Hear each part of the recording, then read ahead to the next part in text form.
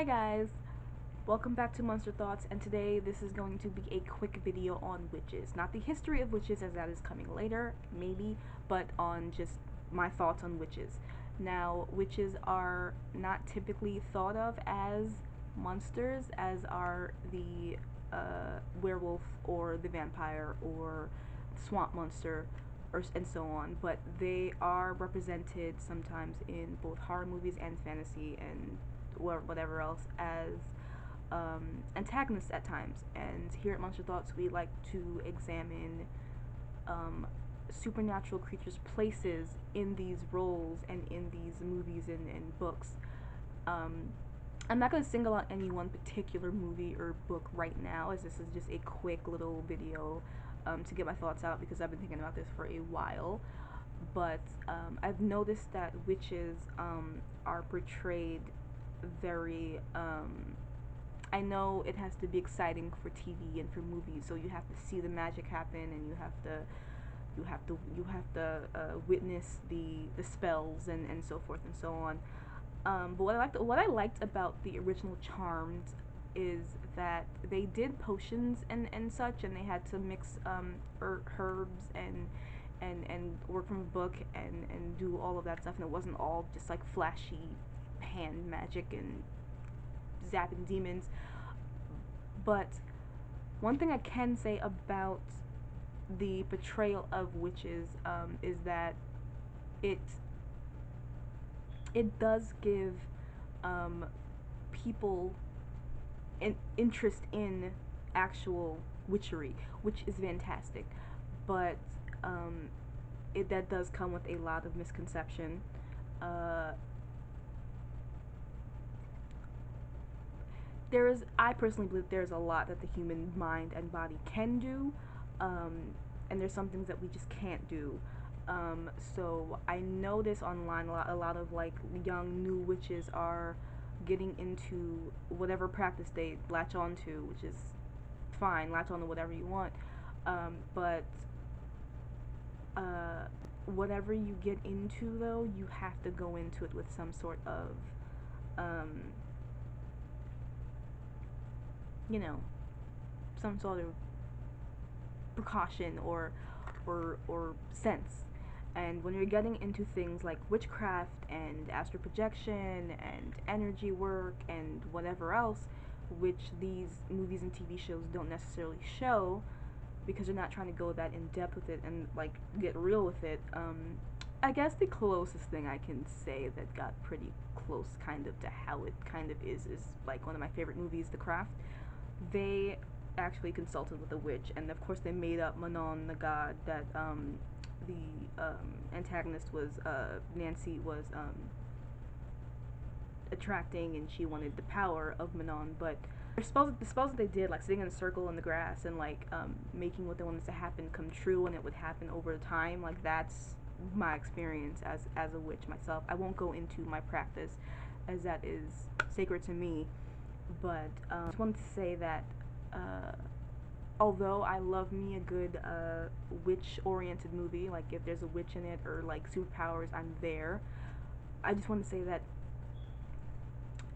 the proliferation of witches in popular culture has started or has been it's been going on. This influx into I I don't like to call it witch culture, but this idea that you can say you cast spells or you can wear this and call yourself a witch, um, and it's a there are many different kinds of witches, and everybody has their different practices, and everybody has their different cultural practices and things that are passed down from birth, and things that you can only be initiated into if you have the blood for it, or and things. There are closed traditions where nobody but the person passing down the information can share that, and it's closed.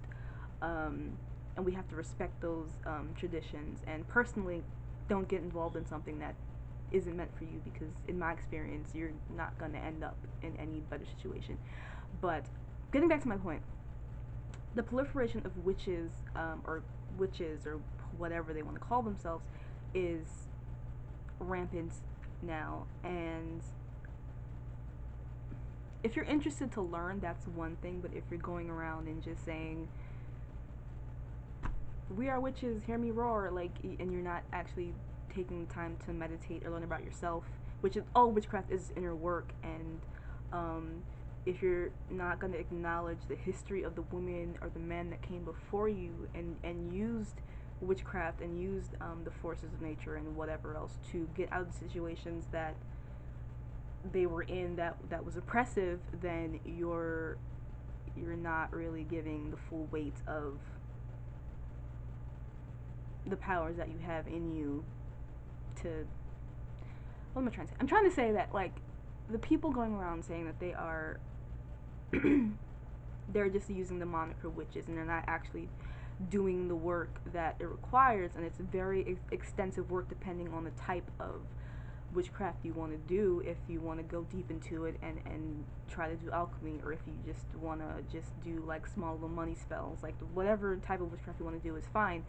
um, but thanks to certain companies I won't name, who have created this image of a witch. You don't have to dress any type of way to be a witch. By the way, you can wear whatever you want. It's what's inside of you that counts, and the work that you actually do on yourself and how you influence your world is what makes you a witch, not the clothes you wear. Um, I have to say, it has made it really, on one hand, annoying. On the other hand, it's cool because you can get, like, if you're into like clothes like this, like I am, you can find it at, like, I got this at Hot Topic for $30 like years ago. You can find it easily. You can get candles and all that stuff is readily available now.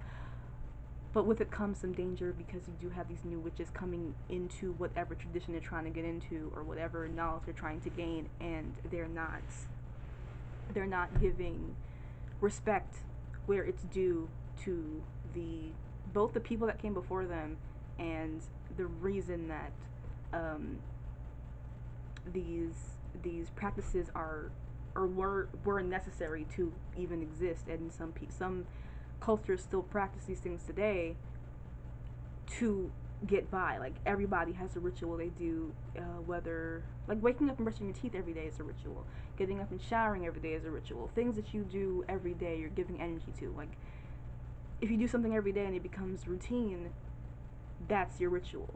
And I would like people to understand that more, but I guess they don't. I don't know.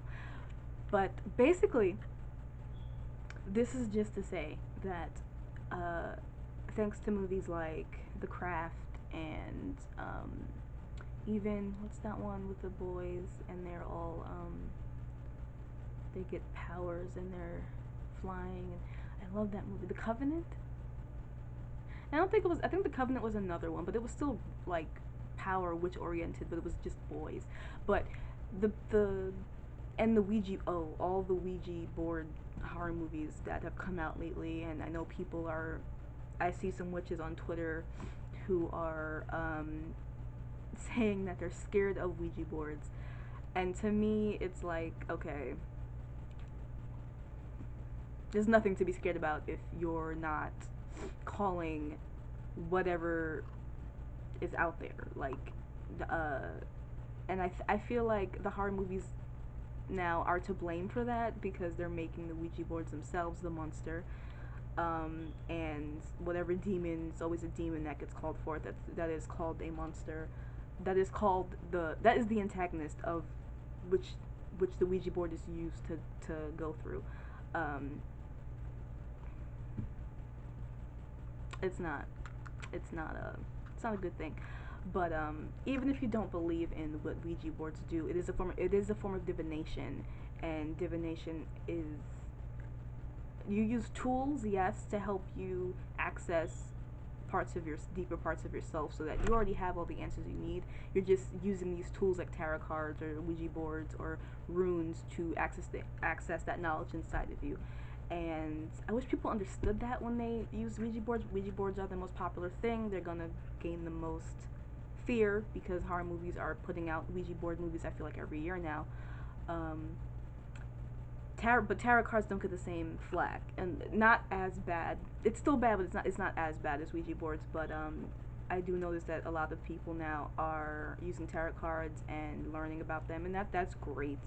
Um, I myself don't use my cards as much anymore because I don't really use any kind of divination tool because am pretty I'm pretty good now at recognizing what I need for myself and what I want for myself, and I can pretty much uh, not have to rely on those tools because the main goal of any type of practice like this is to rely on your own powers and your own self and not rely on these tools. They're fun and they're cool for beginners, and they're great if you want to get your foot wet, your toe wet into the world of witchcraft and practices and stuff. But generally in my practice, the goal is to not need any of them and to use your abilities to get what you want and to better your life for yourself, whether it be through health or whatever, your own, on your own. So one of my favorite things to see, even if they are the antagonists, because I will always love to see people using um, their brain power, I guess if you want to call it that, or power that comes from within or wherever it comes from, whatever the lore is in the particular movie, to get their way, even if they are antagonists. It will always be thrilling to me. Even I think it's because I am a practicing witch that I find those types of movies like really interesting to me, and like The Craft is one of my favorite witchcraft movies of all time. Um, yeah, so this was a very short uh, monster thought on witches, and I will probably maybe, if I feel like it, maybe do a like video on the history of witches. But I feel like to do a video on the history of witches, it would be 2 hours long, and I would miss out on so many things. So I don't even know if I'm gonna do it anymore, but because and there's so many different practices, I don't want to miss out on any, and I don't want to step on anyone's toes. I don't want to get anyone upset, but I'll see how I feel. So this was my monster thoughts on witches, and yeah, I'm gonna leave it here. So thanks for watching. Like, comment, and subscribe if you are a fan of monsters and you would like to see more of me talk about monsters or fantasy creatures or whatever. Leave in the comments what creature you'd like for me to talk about next. And this has been Monster Thoughts with SC Paris, and I'll see you guys next time. Bye.